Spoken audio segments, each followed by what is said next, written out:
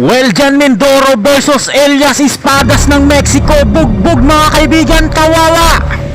And now, ladies and gentlemen, it's time to fight for the title. Introducing to you first, fighting out of the black corner, weighing in at 74.65 kilograms.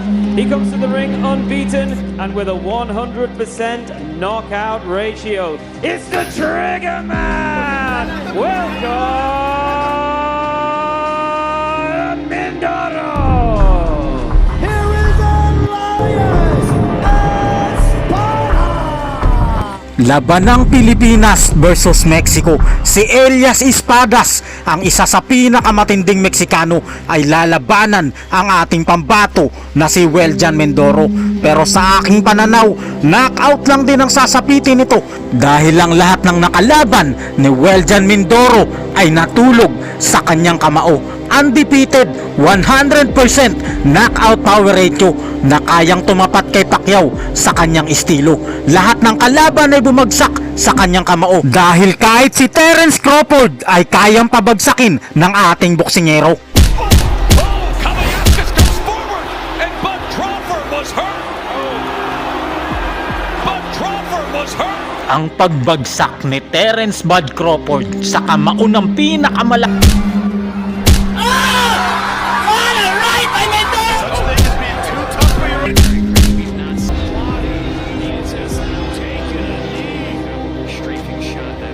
Despite the referee wiped the gloves clean and he's walked onto a shot which was an uppercut which sends Camilleri to the canvas. nahang 3 division undisputed champion. Si Terence Crawford na ngayon ang pinakamalakas na boksingero sa buong mundo. Kalooban ng Diyos ng tanong bagsak si Crawford sa ating pambato. Lahat ng nakalaban ni Weljan Mindoro na ito para maging mahusay na boksingero. Dala na rin ang hirap ng buhay ay maaga itong nagtrabaho, kaya mabibigat na pagsasaka at contraction sa probinsya ang naging hanap buhay niya. Pinasok niya lahat upang makatulong sa pamilya hanggang makuha na siya ng MP promotion at pinalaban sa Amerika. At may mga namutla na paiyak ng Biyernes, July 28 taong 2023 sa Philippine Games and Amusement Board, Rizal, Laguna ay napalaban ng ating pambato sa pinakamatangkad na hapon na boksingero. 6-footer ito na may matindi ring kamao na si Mau Tameda, pero round 1 lang talaga ang inabot niya sa bagito nating bida. Kahit gaano katangkad ang hapon na boksingero ay binugbog at kinawawa siya ng ating pambato.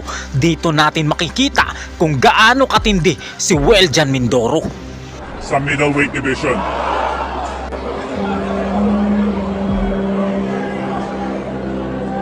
Nice 1-2 by Mindoro.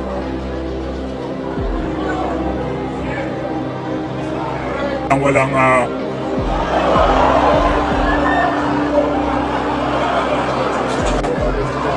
nice body by Mindoro. Pumasok din rin yung overhand ni Tameda. Mindoro against the ropes pero ang daming counter punch na pinapakawalan. Makaraan lang ang 1 minuto mga bay ay pinakitaan na tayo ni Mindoro kung paano pabagsakin ang matangkad na kalaban. Oh! Nice 1-2 by Mindoro! Kami next down! Kami next down! Yes! Sa pagbabalik ng laban ay halos hindi pa nga nakaka-recover itong hapon at mas lalo nga nitong ninamnam ang umaapoy at umuusok na mga kombinasyon ng Pinoy. To each other.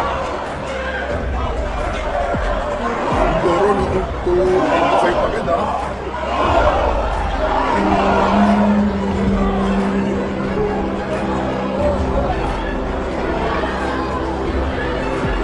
Nice body by Mindoro. Follow by your uppercut. Oh! What a right by Mindoro! Dahil sa husay ng ating pambato, kinuha na siya ng MP promotion para ipalaban sa Amerika. At dito lalong nahasa at naging halimaw ang ating bida. Ang kanyang natural na lakas ng kamao ay lalong naging malakas dahil sa mga pagsasanay na itinuro sa kanya ng mga profesional na boksingero. At dahil sa sipag ng ating pambato, naging complete fighter na si Weljan Mindoro. Taon ng Miyerkules, July 10 taong 2024 sa Probox TV event Center, Plan City, Florida, naganap ang kauna-unahang laban sa Amerika ng bagito nating bida. Boksingero ng United Kingdom, si Tyler Goodjan ay ang former bare knuckle champion sa United Kingdom. Kilalang di umayaw at napaka-brutal na kalaban, kaya medyo alanganing manalo ang ating kababayan. Pero katulad ng ibang boksingero, round 2 lang pala ang itinagal niya sa laban. Round number 1, walking bordado ang kalaban. Gulat talaga at kinalabutan ng mga Amerikano dahil sa napakatinding ginawa ng ating pambato. Araw naman ng Sabado, November 9 taong 2024, sa Osceola Heritage Park, Kissimmee, Florida, ay muling napalaban ang ating bida. Kinaharap niya rito ang isang napakatangkad na knockout artist ng Brazil na si Lucas De Abrio. Ang boksingerong ito ay may solidong kamao at may record na 14 na panalo at 11 sa mga ito ay kanyang pinatulog sa ibabaw ng lona, kaya medyo tagilid na naman dito ang bagito nating bida. Pero magugulat ang lahat ng mga Amerikano dahil 3 round lang ang itatagal ng kanilang pambato kontra kay Weljan Mindoro. Sa round number 1, nakikipagsabayan pa dito ang Brazilian na kalaban. He's built like, you know what, how he is. Yeah, a little more, very similar in terms of his style, banging things up. Nito lang araw ng Biyernes, December 6 taong 2024, sa United Arab Emirates, Dubai, ay muling dumayo ang ating pambato. Makakaharap niya rito ang knockout artist ng bansang Australia na si Joel Camilleri. Pero katulad ng ibang boksingero, round number 4 lang din ang itatagal nito sa ating pambato. Si Joel Camilleri ay ang nagpahirap kay Team Taiso, isang mahusay na boksingero, pero hindi rin siya umubra sa lakas ng ating pambato. Nanunood sa laban na ito ang karamihan sa pinakamalalakas na boxer sa mundo, si Terence Crawford, Dimitri Bivol, Arthur Beterbiev at Manny Pacquiao, kaya nagpakitang gilas talaga ang ating boksingero. Round number 1, nagtansyahan ng dalawang boksingero, pero lamang kaagad dito ang lakas ng ating pambato. When the black trying to trim with gold, see how this introduced the KO of the year candidate Tyler Goodjan, getting him out of there in the second hold, and the rest of Shields of course. Mindoro, a straightened figure, and then start looking for the man from Melbourne. Sydney to manage the Costa Zoo, smooth into that this year. Right cross, left up, left hook to the body, left hook on his side, landed by Camilleri. That the right hand and left hand wandering around his quad and kneecap. His man back across the ring. Remember, both men getting an identical 70 lateral from left and right. It's Camilleri. John Mindoro to pin him against the ropes, bring him square in him. He'd get the power driving right cross. And a couple of punches to the body, left hook after turning the table, landed by Camilleri. Compared to the opening round of boxing. Sa round number 2, hindi rin basta-basta ang lakas ng kalaban at nakipagsabayan siya sa ating kababayan. Right hand to the body, followed by left hook upstairs from Camilleri, but then Mindoro backing his man across the ropes with a forward foray, but keeping his composure under fire and answering with a single was Camilleri. Together with a right uppercut, pulling the trigger first against the trigger man is Camilleri. Now backing him up, continuing to be, oh, what a beautiful left jab by Mindoro. Around the kneecap, just cracked right into his face to disrupt his forward movement. Beautiful shot with that lead left from Camilleri. Camilleri goes by the nickname of Kamakeo 14. Camilleri, figure up in the boxing ring as he circumnavigates, his back skimming against the ropes. Turns the table. Mindoro made his man miss Larry. Just give you the impression that he's controlling the tempo and he's setting the tempo.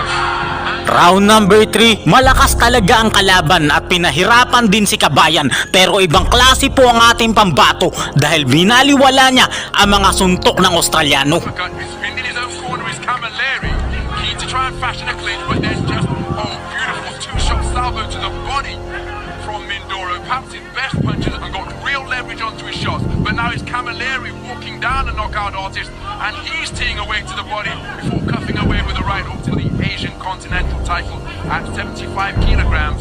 But sometimes the puncher's instinct can be to just dig away harder. And even though they say that to this point, having made his debut in 2019, but Camilleri with a cuffing right hand and then tying his man out towards him back, offering the half cover guard. There he finds an overhand right and left hook, follows his stichometer as he glides around the perimeter of the ring. Camilleri, Mindoro. Again, when Andy and I were observing him work out at the Rocky Road Gym, as a flashing left-right combination catches the advancing Mindoro from Camilleri.